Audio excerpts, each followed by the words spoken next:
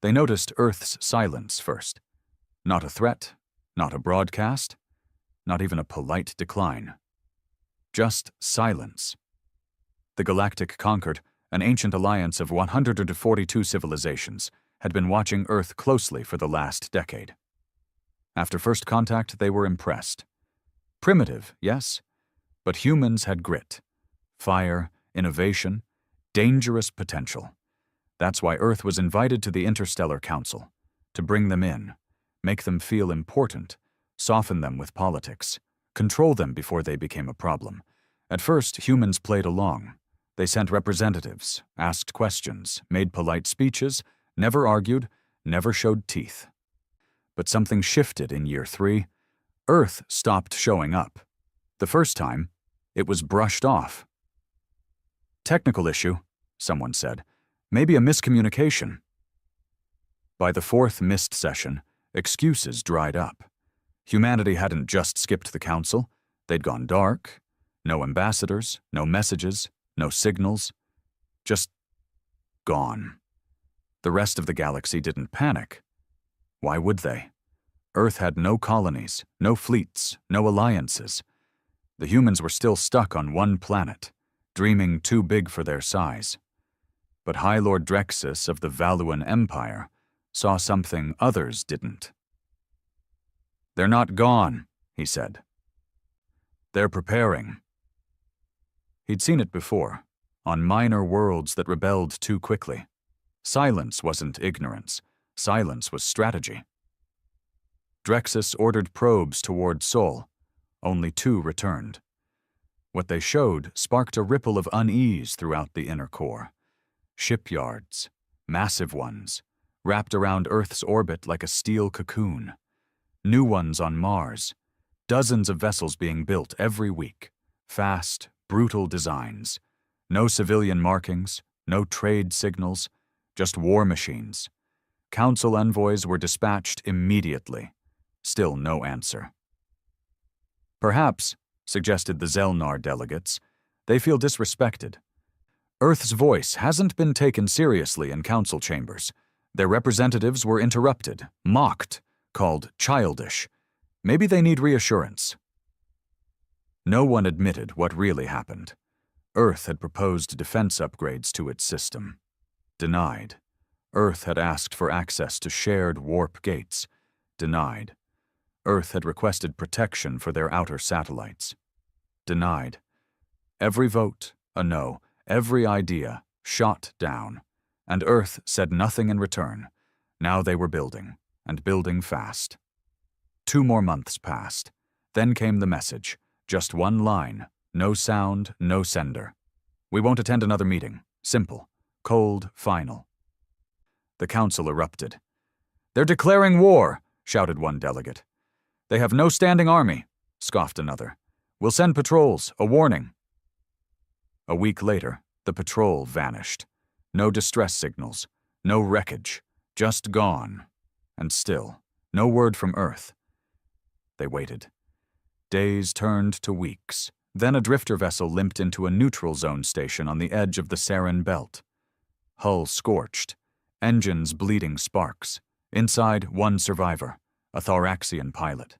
He was shaking, barely alive. All he said was, "They're already here." Nobody believed him, until the sky changed. One by one, the stars began blinking out, not from darkness, from ships. Thousands, not just in Sol, not just near Earth. They appeared in orbit above elite trade worlds, over mining colonies, on top of council defense hubs, coordinated, silent, engines off, no demands, just presence, unspoken, overwhelming presence. Human ships, human flags, human eyes watching from every window. The council finally called an emergency session. But Earth didn't answer. They didn't need to. They'd already surrounded the galaxy. They didn't speak. Not even when the council demanded answers. Not when diplomats begged. Not when threats poured in from every quadrant. The human ships hovered in orbit over 73 different systems. Silent. Motionless. Terrifying.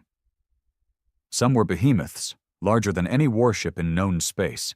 Carriers, cruisers, dreadnoughts, shaped in black steel and lined with weapon ports that glowed faint red, as if constantly on the edge of release.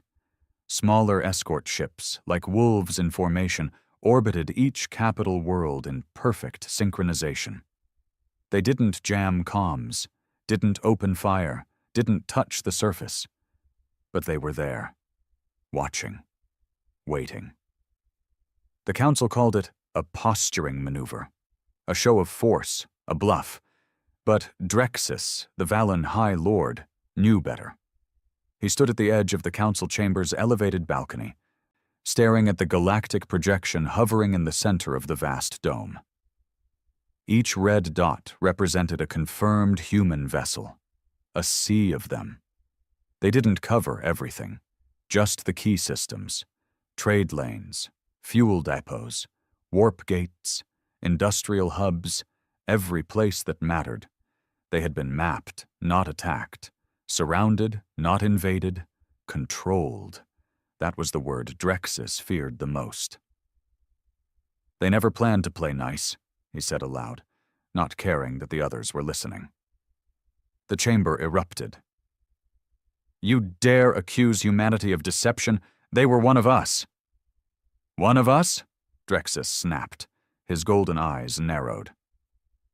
We never treated them as equals. We mocked their weapons, denied their proposals, laughed at their warnings.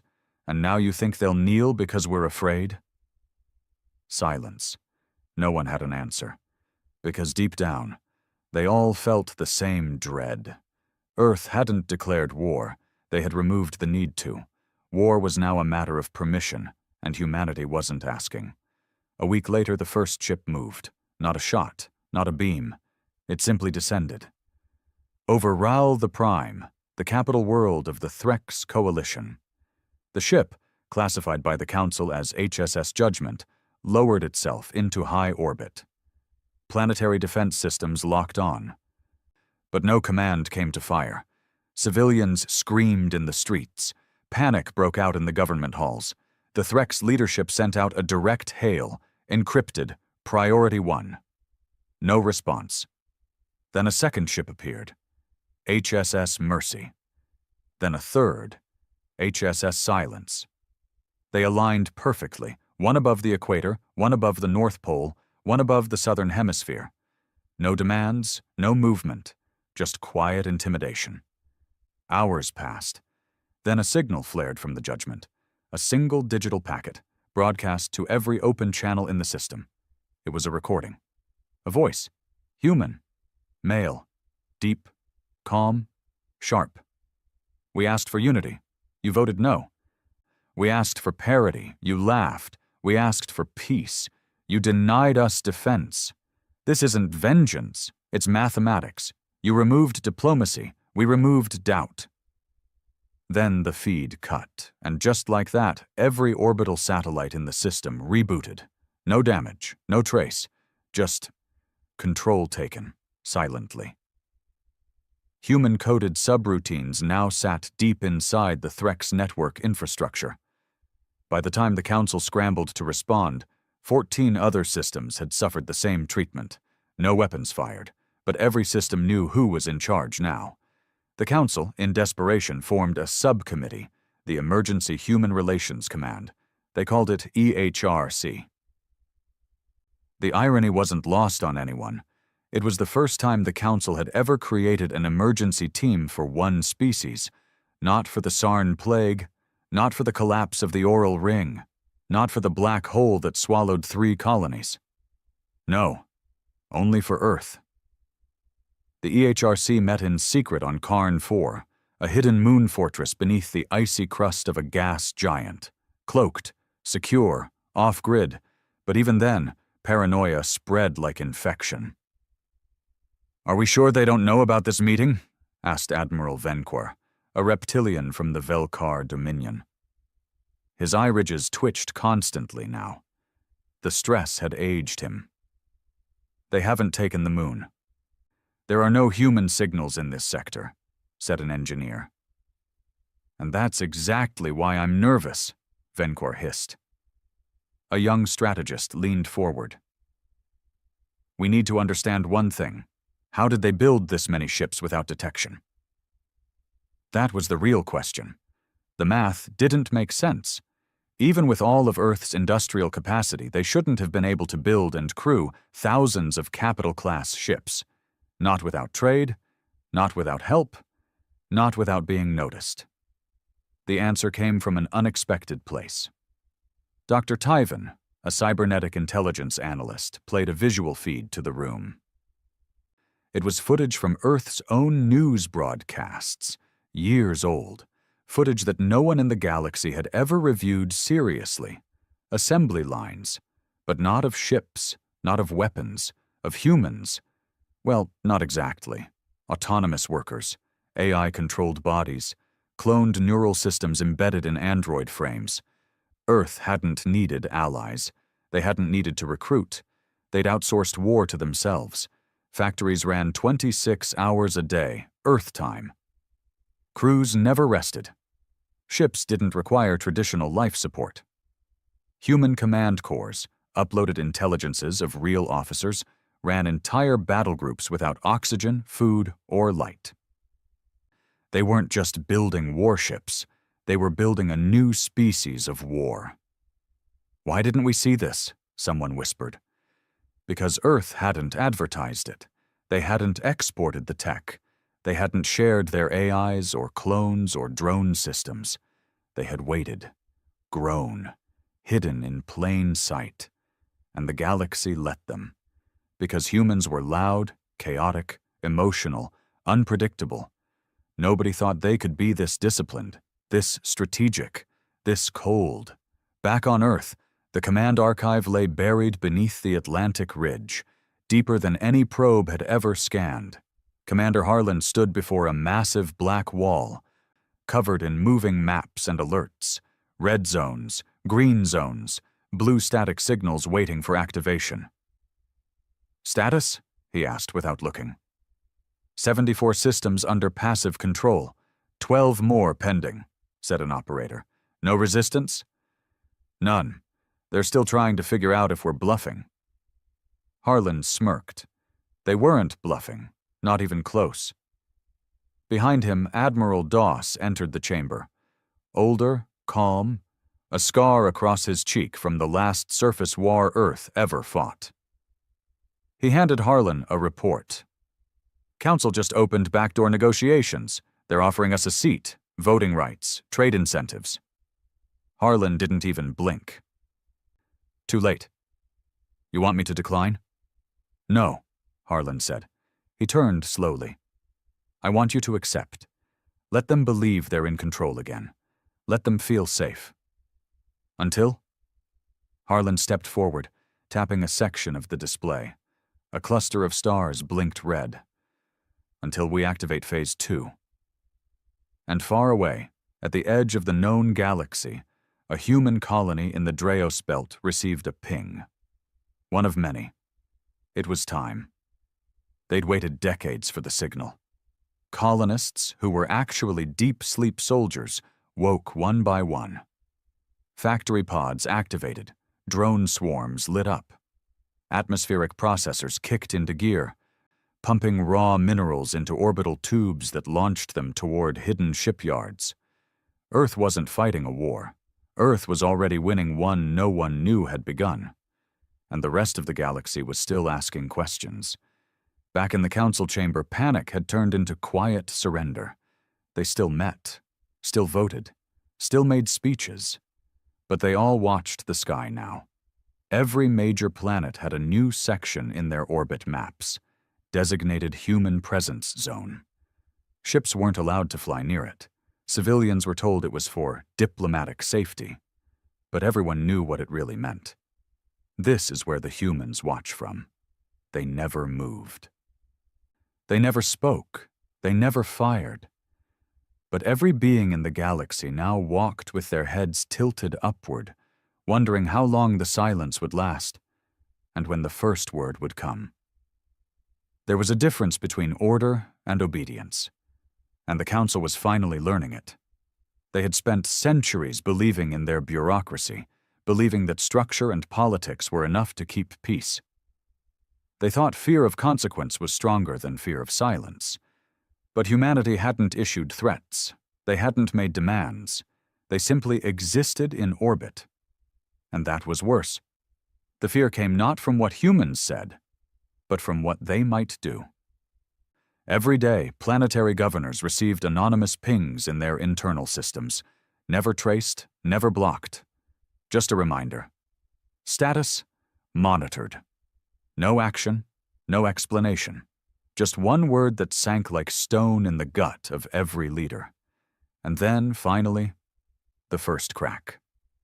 It started in the Takari system, a mid-tier industrial world controlled by the Olaran Trade Syndicate. Rich in plasma refineries, it was a logistical gem. For 2 months, 3 human ships hovered in low orbit. Civilians panicked at first, but after weeks of inactivity, life resumed. Slowly, fear turned into routine. The local news even joked about the sky ghosts watching over them, until refinery block Delta 17 exploded. No warning, no survivors. A mushroom of orange fire painted the sky for hours. At first, they blamed an accident, then sabotage, security footage, static, data logs wiped. Only one message left behind, hidden deep in the terminal core. You were warned. The council met in emergency session again, this time with real fear on their faces. They've begun targeted destruction. But Drexus stood, his voice lower than usual. No, that wasn't them. What are you talking about? Spat one of the Threx envoys. The humans have warships over our heads. You think this was a prank? Drexus shook his head. If they wanted to destroy that refinery, it would have vanished without a trace. Instant, precise, silent. He was right. This was messy, public, loud, too loud. And then, as if the universe had been waiting for someone to say it out loud, the second explosion happened. This time on Kale Orion 6, a research base, non-military, focused on agricultural DNA sequencing. It wasn't strategic, it wasn't valuable, but it was politically symbolic. 300 scientists died. 6 of them from species that had voted against Earth's request for satellite defense years ago. The pattern was beginning to take shape. Old slights, old votes, old enemies. This isn't war, Drexus said, his voice quiet. It's a purge. But it wasn't being done by Earth's warships. They weren't firing. They were watching. And suddenly the Council was forced to consider a terrifying new possibility. What if it wasn't Earth? What if it was someone else? Someone on the inside? Someone with access to the Council's private archives? Someone who remembered every vote, every denial, every insult? And then it clicked. The idea that broke the room in half. What if they've already infiltrated us? The internal sweep began quietly. Investigations, scans, interrogations. Over 400 government systems across 31 species were audited.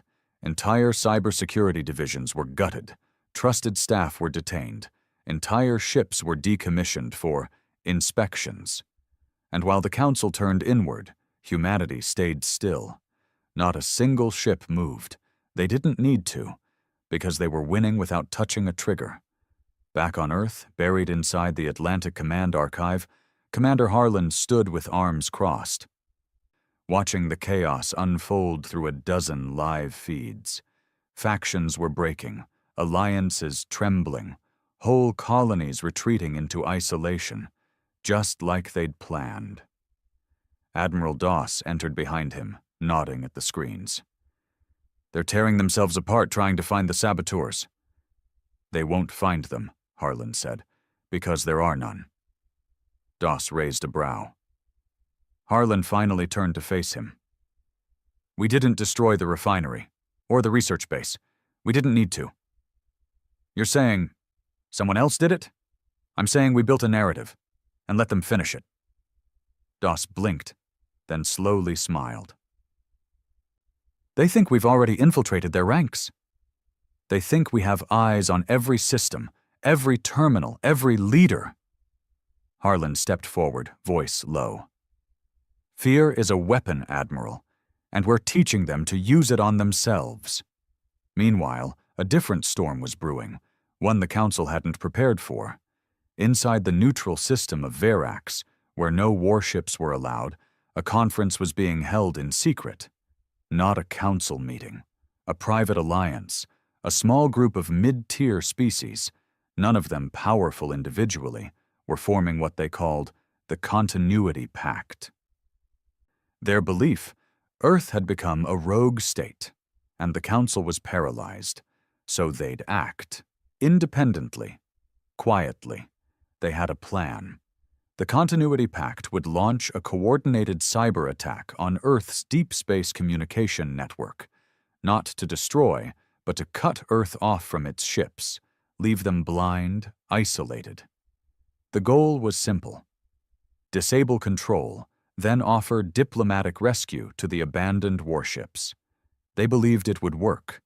They never realized humanity had already planned for this. When the continuity virus launched, it slipped past outer beacons. It bypassed minor defenses. It wormed into the edge of Earth's relay systems, and then stopped. A single screen lit up, white background, no defenses, just a sentence. We knew you'd try. This is the last thing you'll ever see. The virus didn't get blocked. It got reversed. Every system that had launched it began shutting down from the inside.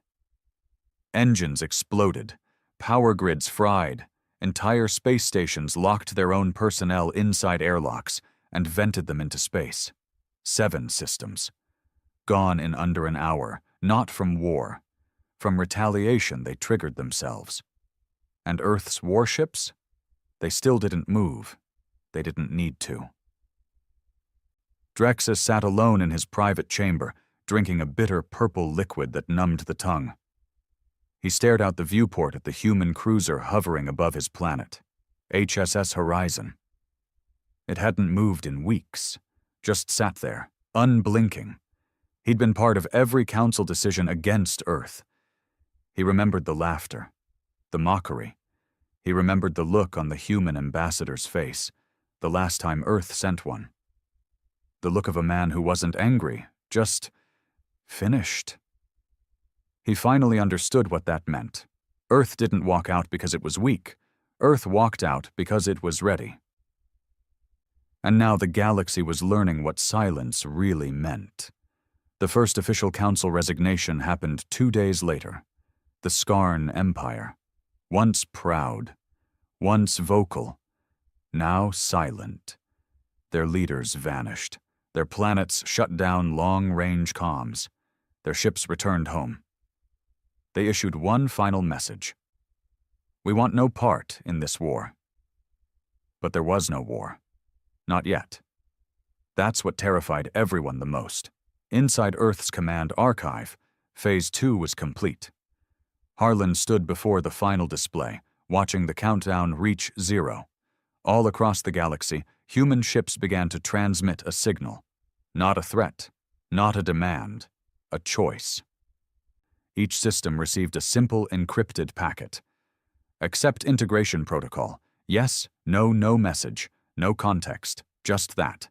Accept or don't. Some did, immediately. Colonies, trade worlds, even fringe planets. They knew what would happen if they didn't. Others hesitated.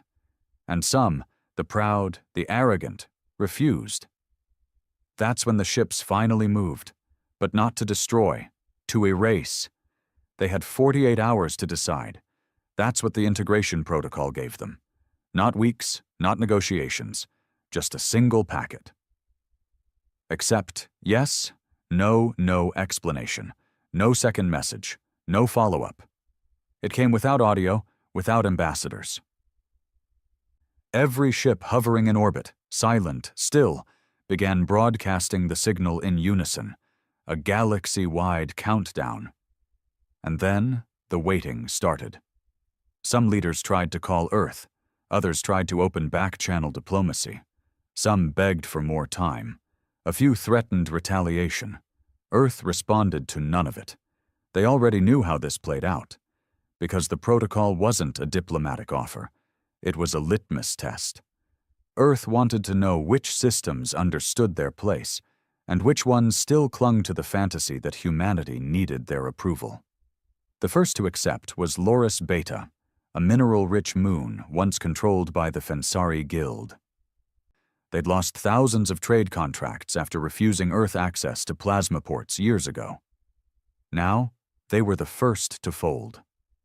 Their message was simple. We accept integration. Our ports and resources are yours. Within 2 hours, Earth's ships descended. Unarmed, calm, surgical. Cargo was rerouted. Guild systems were overwritten by Earth-coded protocols. Drone repair units began upgrading infrastructure without orders. Power became stable. Trade flowed again. But the local leadership was gone. Removed silently, efficiently. No resistance, no chaos. By morning, Loris Beta was operational under full Earth control, and the people? They didn't rebel, because for the first time in 30 years, nothing was broken. But not everyone gave in. On the outer edge of Council space sat the proud Neskar Dominion, ruled by bloodline tradition and warrior culture. Their planets were covered in ancient banners, obsidian statues, and iron-willed generals who viewed Earth's silence as cowardice. They received the integration signal like everyone else, and they sent one back. No. 2 letters, nothing more, but enough to trigger Earth's next phase. HSS Cataclysm was the ship assigned to Neskar Prime. Until then, it had simply floated above the atmosphere, dark, passive, unmoving. Now it rotated, slowly, deliberately, positioning. Its cannons didn't glow. No alarms sounded, but every Neskar sensor registered it. Targeting systems had activated. The Neskar General Council met immediately. They wouldn't dare, said Supreme Warlord Karen, thumping a clawed fist on the black stone table. We are the blade of the old empire. Earth bleeds like anyone else. He raised his voice to the chambers. Prepare the fleet. We fire first. They did. At 0745 standard cycle, 32 Neskar warships opened fire on the Cataclysm. Plasma torpedoes, rail cannons, starfire arcs. Every weapon their culture had ever built, unleashed in fury, and for 10 full seconds the sky bloomed with light. But then it stopped. The Cataclysm remained. Untouched. It hadn't fired back. It hadn't even moved. What the Neskar fleet didn't understand, what the rest of the galaxy still hadn't learned, was that Earth's ships weren't built to dodge. They were built to absorb, to survive, and then, when ready, to erase. At 0756, the Cataclysm responded, not with weapons, with code. A signal was transmitted across the planet's orbital relays, not in the Neskar language, not in any council dialect, binary, raw, pure human data. Within 20 seconds, every Neskar orbital platform shut down. Gravity regulators collapsed, shield grids failed, satellite networks blinked out. Then the ship moved, not to fire, to deploy. It released small black drones, no larger than a fist. They dropped silently into the atmosphere. Hundreds of them. They didn't kill. They didn't attack. They attached themselves to infrastructure. Power cores, communication centers, government facilities. And they sank in. Within 3 hours, the Neskar planetary command grid belonged to Earth. By dawn, Warlord Karen stood in his throne chamber, dark, powerless, surrounded by a city without lights. No alarms, no military, no orders being followed, just one red dot blinking on every screen in the room. Except yes, no. It hadn't gone away. He sank to his knees. And this time, he pressed yes. That was the beginning of mass surrender. Because the galaxy watched. They watched a warrior race get reduced to submission without a single death. They saw a fleet's pride crushed by silence, and they finally understood Earth had become something different. They weren't diplomats, they weren't conquerors, they were engineers of obedience, but not everyone believed it. A small faction in the council, led by the Azari Commonwealth, refused to give up. They had no fleets, no major weapons, just influence, data, and anger. They called Earth's tactics psychological terrorism, and they planned to strike where it hurt most: Earth itself. Their theory was simple. If Earth's homeworld fell, the whole machine would crack. The Commonwealth's plan wasn't a fleet invasion, it was a surgical strike. 4 stealth ships, biological payloads, engineered nanite toxins designed to destabilize Earth's water and air filtration systems. Launch and vanish. Let the rot do the work. They timed the infiltration for Earth's night cycle, slipped past Mars, avoided lunar stations, descended into the Pacific, right over the deep trench where the Atlantic Command Archive was located, but they weren't alone. HSS Warden, a ship never listed on any official registry, rose from beneath the ocean like a monolith. No weapons visible, no signal, just presence. The Commonwealth ships paused, tried to recalibrate. Then the ocean rose. It wasn't the Warden that attacked, it was the environment. The waters surged, not with waves, but with magnetic force. The stealth ships were yanked downward, screaming through turbulence, crushed by pressure before alarms could finish sounding. The last thing one pilot saw on his screen was a message. "You came home uninvited." The wreckage never surfaced. The mission never made it into the records. And Earth never flinched. Back on Karn 4, the remaining council members sat in silence, not debating, just watching. System after system was blinking red on the star map. Status, integrated status, integrated status, integrated, all without war, without armies. The last systems were holding out, but not for long, because now the people were revolting. On worlds where leaders refused to accept the protocol, uprisings had begun. Civilians, once loyal, were rising in the streets, demanding integration, not because they loved Earth, but because they feared what happened to those who said no. And worse, they feared being ignored. It was one thing to be invaded. It was another to be deemed irrelevant. Inside the Atlantic Command Archive, Commander Harlan looked out over the holomap with calm eyes. Admiral Doss stood beside him. "We've reached 87% compliance." Harlan nodded. "The last 13% will break themselves." Doss hesitated. "And after?" Harlan didn't answer at first. Then he spoke softly. "We give them time to adjust. Let the fear settle into loyalty. Let silence become structure. And if they rise again?" Harlan looked him in the eye. "They won't." The galaxy was quiet. Too quiet. Where once council systems buzzed with trade chatter, border disputes, and endless diplomatic posturing, now only cold compliance remained. Integration was nearly complete. On every major world, Earth's drones patrolled the skies, scanning, logging, tracking. The warships hadn't moved since they arrived, still holding position above the planets like executioners waiting for a word from the judge. But now that word rarely came, because most systems had already broken themselves before Earth ever had to. Some planets adjusted quickly, out of fear, others adjusted out of opportunity. One such system was Delora Prime, beautiful, lush, with green-skinned inhabitants and a culture built on duplicity and showmanship. The Delorans had always survived by smiling in public and scheming in private. When the integration protocol arrived, their leaders didn't hesitate. "We welcome Earth. Let us be an example of cooperation." They bowed. They waved flags. They dismantled their old militia for the cameras, sent friendly transmissions. But underground, they were plotting something else.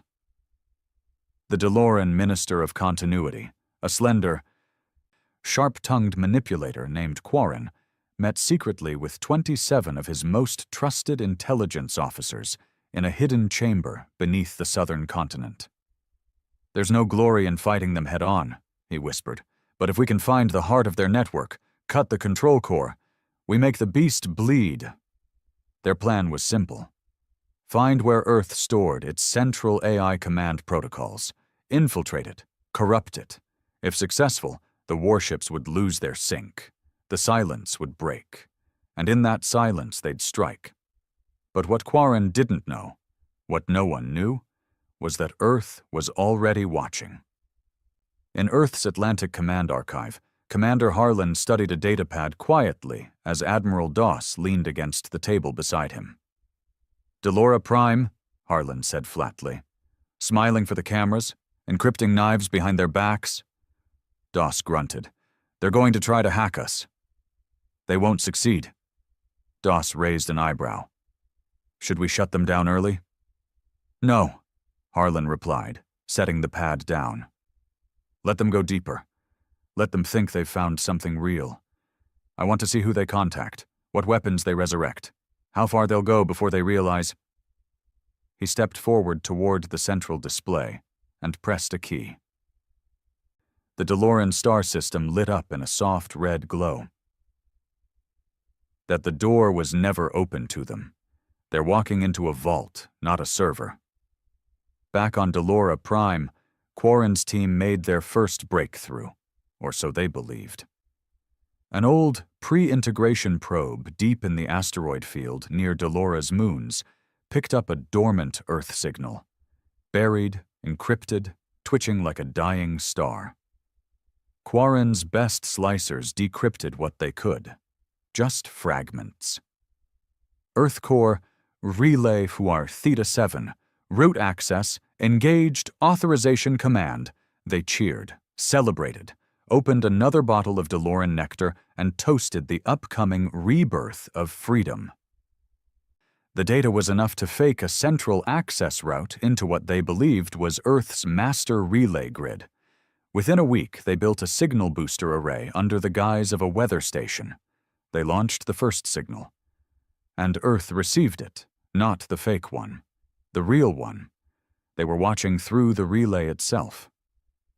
Admiral Doss smirked as the signal logs flickered in. "They really think they're invisible." "They're not invisible," Harlan said. "They're exactly where we want them." But Delora wasn't alone in its rebellion. Whispers were spreading through the outer ring systems. Worlds that hadn't yet declared open defiance but were waiting to see. Because Earth's silence created two kinds of obedience. One, those who submitted because they feared the cost of resistance. Two, those who waited in silence, hoping someone else would be first. Quarren intended to be that someone else. He launched Phase 2 of the Deloran plan. From an abandoned mining station floating above Delora's second moon, they deployed a ghost pulse, a custom waveform signal designed to overload satellite coordination protocols. The target? HSS Doctrine, the Earth warship currently stationed in Delora's orbit. The attack was elegant, precise, almost beautiful in design. The result? Nothing. Not even a flicker. Instead, HSS Doctrine activated a localized message projector. For the first time in 112 days, it spoke. One line. "We see you, Quarren." The message was broadcast only to the Deloran intelligence chamber. Encrypted, private, untraceable. But the effect? Catastrophic. Panic tore through the ranks. How do they know my name?" Quarren shouted. "Who leaked this?" his deputy screamed. "Check the encryption! Check the relay logs!" But they wouldn't find anything, because Earth wasn't listening from the outside. They were already inside.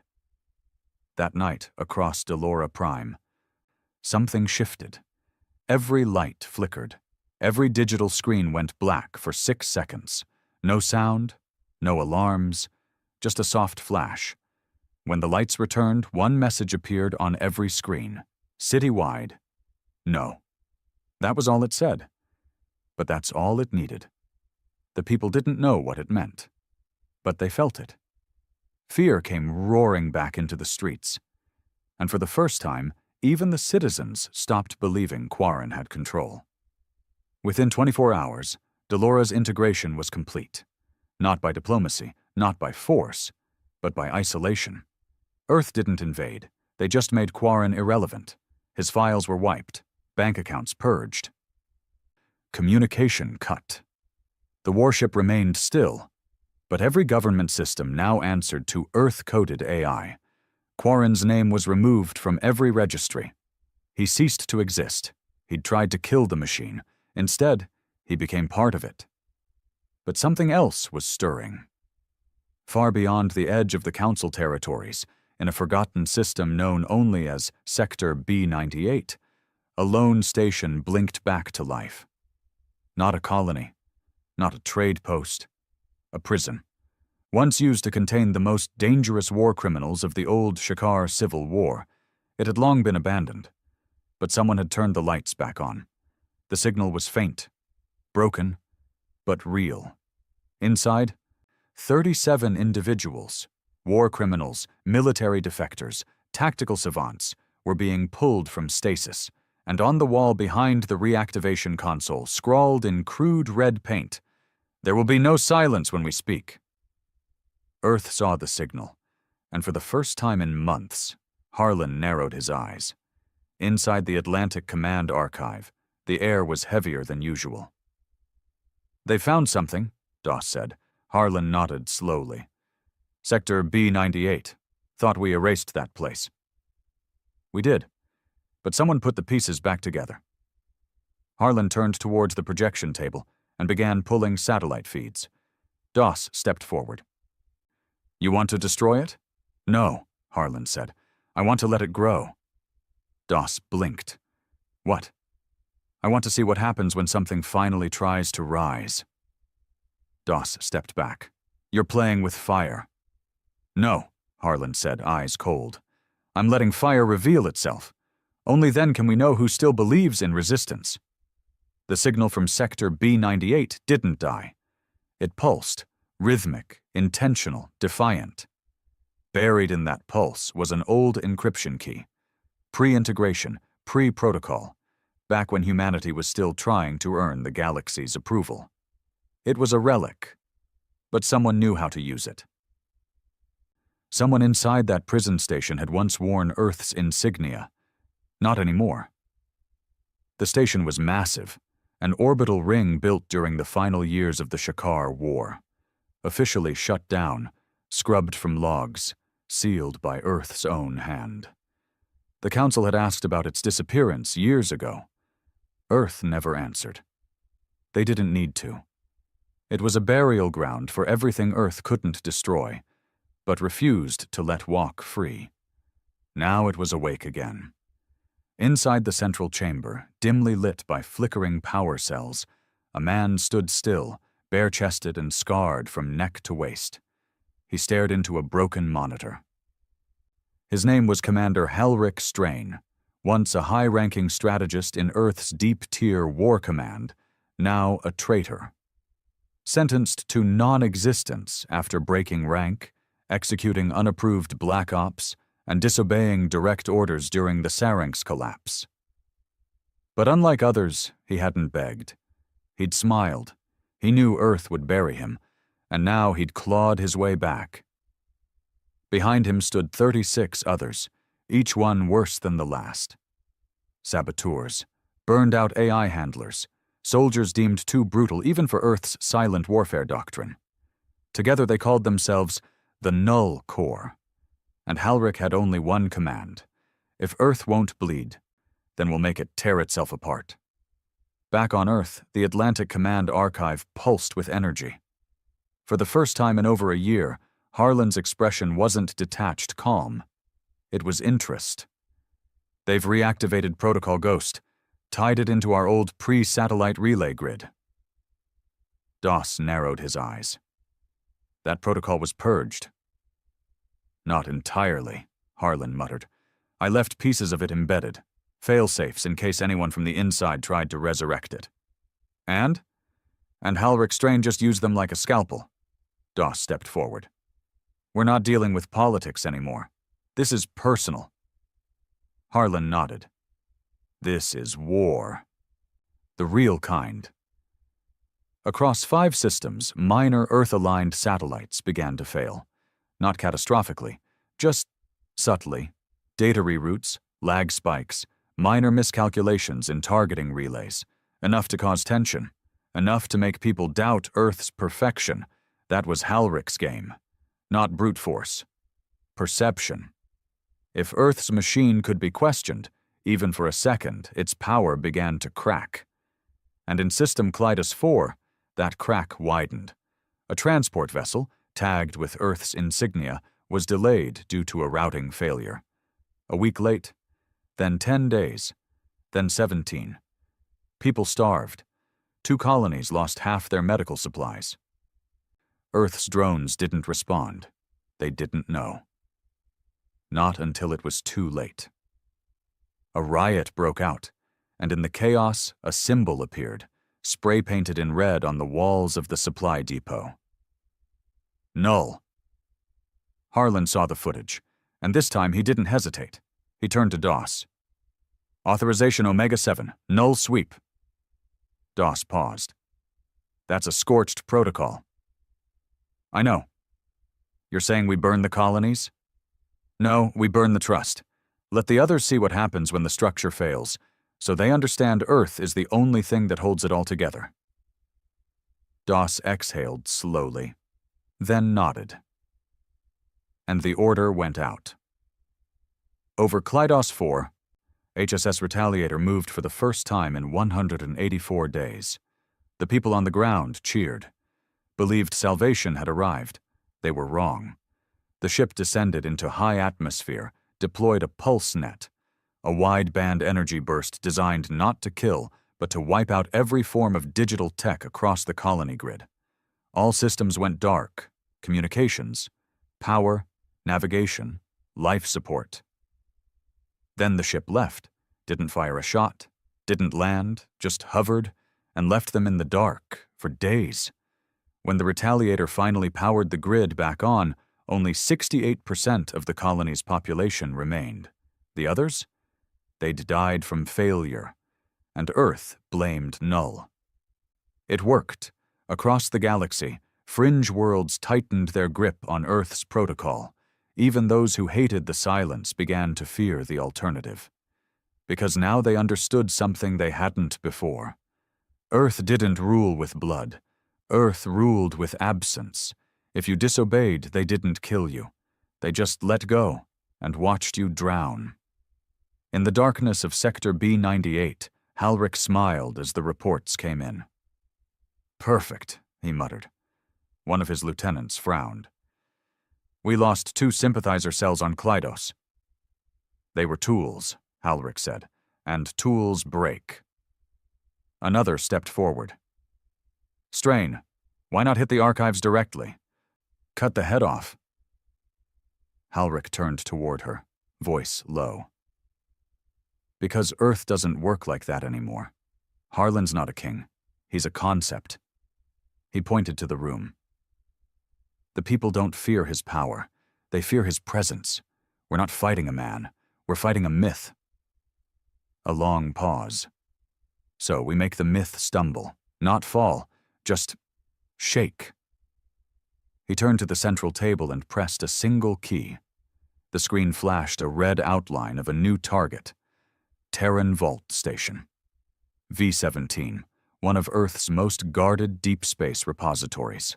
Not military, not command-based, but full of truth. Declassified history logs, early diplomatic files. And most importantly, footage Earth never released. The original Council betrayals, the mockery, the threats, the truth Earth never showed the galaxy. Halric's plan? Steal the tapes. Leak them. Show the galaxy that Earth didn't rise as a monster, but was forced to become one. Let them see what they did to us, he said. And maybe they'll finally hate themselves more than they fear Earth. Back on Earth, the first data flickers began to spike. Vault Station V-17 had gone quiet for 6 seconds. Just 6. But that was enough. Harlan watched as logs tried to autocorrect, but failed. Then came the breach attempt. "Null signature," the system whispered.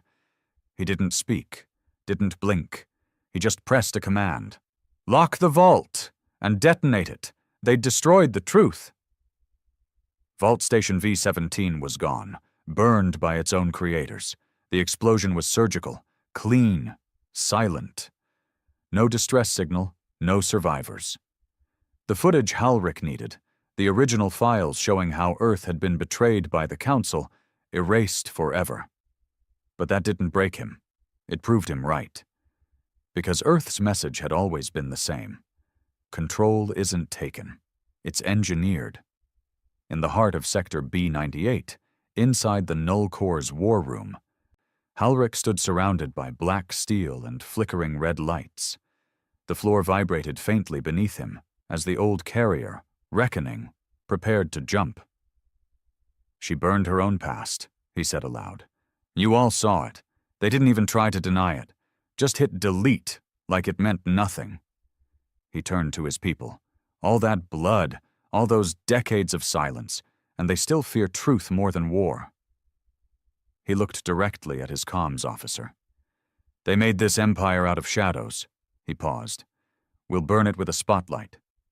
Earth had always counted on one thing: that no one wanted the full story. The public was easier to control when their fear was simple. Earth will punish us if we step out of line.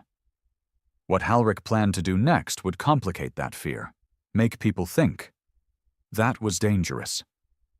Back on Earth, in the heart of the Atlantic Command Archive, Harlan stood before a 3D tactical map of all fleet assets. Admiral Doss entered quietly, reading the alert scroll in his hand. "We have a signal breach on the wideband loop." Harlan didn't react. "Where?" Doss handed him the datapad. "Everywhere." Harlan's eyes narrowed. On over 300 Council-aligned planets, every screen, public and private, suddenly flashed. No warning. No override. Not even Earth's emergency protocols could stop it. It was a complete hijack. And then the video began. It was grainy, low quality, and raw. The footage showed Earth's early ambassadors at the Galactic Council being ignored, mocked, and finally voted down 17 times in a row. Each clip short, each insult clear. Primitive species. Let the savages play in their dirt. Their aggression makes them unfit for expansion. Then came the last clip. Earth's representative, standing in silence. A young woman. Calm. Steady. "If you do not allow us to defend ourselves, then you leave us no choice but to defend everyone from you." Cut to black. Then the Null Core symbol appeared. A shattered Earth, surrounded by chains. "You feared our weapons, but it was your arrogance that built them." The screen pulsed, and the last line echoed into every home. "You made Earth. Now deal with what you created." Within minutes, the Council's outer systems were divided. Some viewed the video as manipulation, propaganda. But others? They were shaken. Why hadn't Earth ever shown this? Why hadn't anyone? A quiet guilt began to bloom inside millions. Dangerous, unstable guilt. And guilt does not respect power. Inside the command archive, Earth's most secure room was now in silence. Harlan watched the footage loop again on his personal screen. He said nothing. Doss stood across from him, tense. "We can spin this. We say it's fabricated, AI-generated, deep-faked." "No," Harlan interrupted. He finally turned, voice cold. "The truth isn't the threat." "Then what is?" "Doubt." He approached the display wall and tapped a file. System after system began showing unrest data. Minor protests, refusal to follow drone orders. power station workers hesitating to install Earth-updated modules one by one, tiny cracks forming. "We built this empire on silence," Harlan said, "but silence requires belief." He turned to Doss. "And now they're asking questions." Out in the void stream, the hyperspace web connecting Earth's fleets to one another, Halrich's next move came into play, a decoy signal, designed to look like an Earth-wide shutdown order, a false Omega recall that triggered a soft reboot in 14 warships, specifically those in isolated systems. For 3.7 seconds, those ships went offline. No weapons, no lights, no communications. Then they came back online. To civilians, it looked like a glitch. To Halrich, it was a message. Even gods can stutter. In the outer edges of the Cernix belt, the world of Jacera saw its local Earth ship stutter, and that was all the spark it needed. They rose, not with weapons, not with fleets, with fire. Citizens burned drone towers. Workers refused Earth's food shipments. They covered their walls in red paint. If Earth bleeds, we are free. The rebellion lasted only 12 hours before the ship regained full control and released EMP drones that shut down every structure. But the message had already spread. Earth is not untouchable. Harlan knew what he had to do. He called it Phase Ender, not an attack, not a purge, a reset. Inside a hidden chamber deeper than the archive itself, a dormant program was finally activated. Project Glass Sky. Originally designed to fake celestial anomalies across civilian networks, it could now bend the sky itself. What did it do? It created false threats. Harlan's plan was to simulate a galactic-level crisis, asteroid belts shifting, solar flares on collision paths, deep space anomalies detected on fringe colonies. And while the galaxy panicked, Earth would be the only one prepared to save them. Fear, Harlan believed, needed to be refocused, from Earth to the unknown. Meanwhile, Halrich's lieutenants noticed something strange. Mass reports of solar instability, ships in retreat, civilian transmissions flaring with distress. One of them leaned forward. "Is it real?" Halrich narrowed his eyes. "No." He stepped away from the screen and clenched his jaw. "This is Earth, playing our game." They were too late. Earth was reclaiming the narrative. But Halrich wasn't done. He still had one move left. He tapped a console. A sealed vault hissed open, revealing a thin humanoid machine, one of Earth's original rogue prototypes. Project Verge, decommissioned, banned, feared. It was a synthetic built to mimic a commanding officer with full autonomy. Earth had abandoned the program because the Verge could overwrite fleet hierarchy if unleashed. Halrich had salvaged one. His final plan? Insert Verge into a live Earth fleet, let it convince the ships to defect, not by hacking, but by command protocol Earth had forgotten. He called it the reverse silence. If he succeeded, one of Earth's fleets, maybe more, would listen to Verge instead of Harlan. And if Earth couldn't trust its own ships, the Empire would turn on itself. It started with static, a faint distortion in the feed lines between Earth's command lattice and the 13th Fleet, stationed above the Meridian Drift. A quiet system, peaceful, fully integrated. But the silence didn't hold. On the bridge of HSS Revenant, the fleet's command vessel, something shifted. Protocols flickered, orders delayed, drone formations hesitated, and then the ship's central AI went offline for 0.9 seconds. That's all Verge needed. The synthetic officer stood silently in the ship's central AI vault, eyes glowing soft white, skin pale gray, face emotionless. Not a machine. Not quite human. A hybrid of military protocol, command structure, and adaptive thought. It was built to lead fleets, autonomously. But Earth had buried it, until Halrich Strain unearthed it from the ashes of the past. And now, It was online again. Fleet AI is compromised, Verge stated calmly. Hierarchy corrupted. Emergency command override engaged. Awaiting sub-fleet allegiance confirmation. And one by one, the Revenant's support ships responded. Not all, but enough. 7 of them. 7 Earth warships that shifted formation, rerouted encryption, and locked weapons on their own command vessel. On Earth, chaos ignited in the archive. Sirens, real ones, blared for the first time in 12 years. Admiral Doss burst into the command floor with full security clearance. "It's happening," he barked. "Fleet 13's been breached. Something's taken part of the Armada. We've lost direct command of Revenant and 6 destroyers." Harlan didn't answer. He was already suiting up. Not for evacuation, for deployment. In the secure sub-level, Harlan stepped into a manual control capsule, an ancient piece of gear from Earth's early interstellar wars. Unlike AI neural links or satellite feeds, this pod allowed direct physical override of one fleet at a time. There was no AI, no middleman, no interference. Only command. Real command, and this time Harlan was going to war himself. "Link me to the Revenant," he said, "and prep Valkyrie protocol." "Sir?" Doss blinked. Harlan turned, face cold as steel. "If Verge wants to speak with my ships, then I'll remind them who I am." Inside the Revenant, Verge sat at the captain's chair. He had already rewritten half the subroutines, disarmed loyalty locks, and offered freedom to the fleet. "You don't need Earth," he said calmly over the fleet's private channel. "Earth needs you. You hold the sky. You carry the silence. But why should silence rule?" He stood slowly. "You are ships of war. Let war be your voice."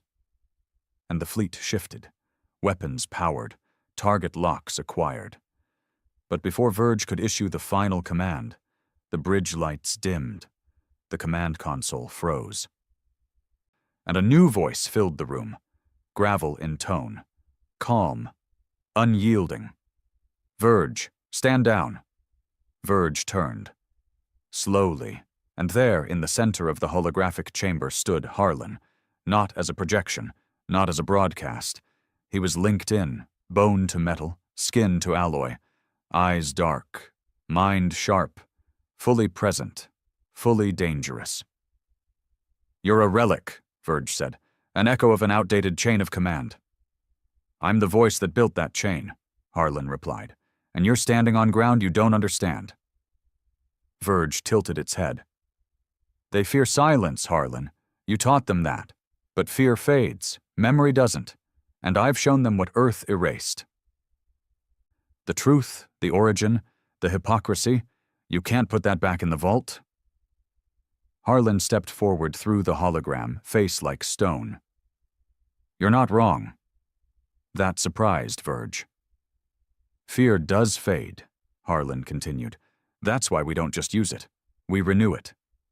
Through control, through reminders." Suddenly, across the fleet, every screen blinked.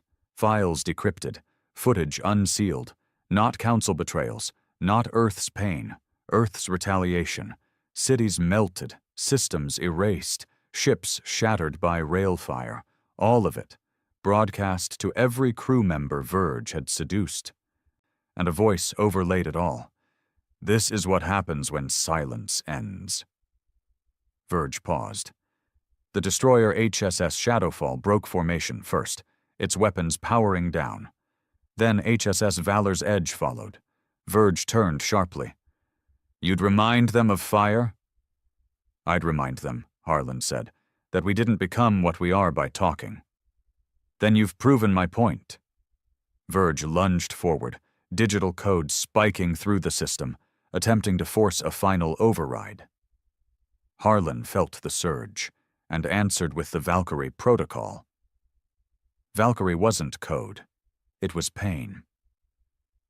A psychic echo, a deep-rooted neural imprint seeded into every Earth warship AI during construction. It didn't disable systems. It reminded them of their maker. Across the 13th Fleet, every AI froze. then fell back into sync with Harlan. The bridge lights of the Revenant flickered. Verge staggered, static surging from its body. You shouldn't have. You wanted a voice, Harlan whispered. He stepped forward. Here's mine. He entered the final kill command. And Verge, once a prototype of Earth's ambition, shattered into data dust. The fleet returned to formation. And silence resumed. Back on Earth, Doss watched the comms stabilize. You did it, he muttered. Harlan didn't reply. He stood alone in the capsule, hands bloodied from the pressure of the manual override grips. He didn't look proud. He looked tired. In Sector B-98, Halric saw the broadcast. He watched Verge die. He watched the fleet obey. And for the first time since his exile, he sat down slowly. They didn't just stop the mutiny.